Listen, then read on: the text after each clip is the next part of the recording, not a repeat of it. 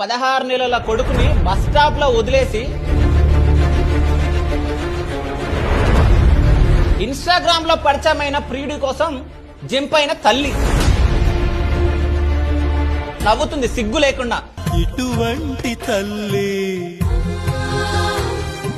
Enjoy చేయడానికి వెళ్తుంది. ఇది నీకుంటే ఈశా. నాకు గలీజ్ మాటలు వస్తున్నాయి కానీ ఆపుకుంటున్నా నేను. తెలిసేది నీకు తల్లి ప్రేమ కొన్ని సినిమాలలో చూసినప్పుడు మనం ఏడుస్తాం.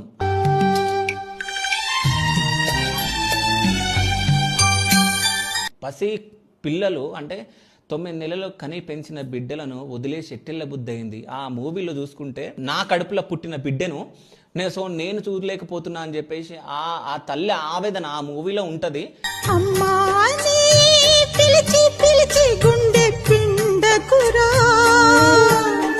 సో ఇట్లాంటి కన్న తల్లుల ప్రేమను మనం చూసినాం. ఇట్లాంటి రాక్షసులు ఎందుకు తయారవుతున్నారు? వీళ్ళని చూసి వేరే వాళ్ళు నేర్చుకుంటారు. నిజం చెప్పాలంటే పెళ్ళైన మహిళలు కూడా అసలు ఎంత దిగజారిపోతున్నారంటే ఎన్ని చూస్తున్నాం మనం, ఎన్ని ఘోరాలు ఎన్ని నేరాలు చూస్తున్నాం మనం.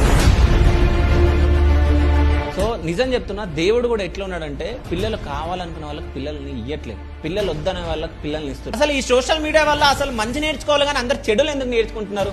ఈ సోషల్ మీడియా వల్లనే ఇన్ని గనం ఘోరాలు జరుగుతున్నాయా అంటే అవును, ఈ సోషల్ మీడియా వల్లనే జరుగుతున్నాయి. ఇదైతే నేను చెప్తా. బట్ ఇట్లాంటి కన్న తల్లి ఇట్లా చేసిందని చెప్పిన తర్వాత మాత్రం నాకు చాలా బాధ అనిపిస్తుంది. సో నేనేమైనా తప్పుగా మాట్లాడితే మహిళలందరికీ సారీ.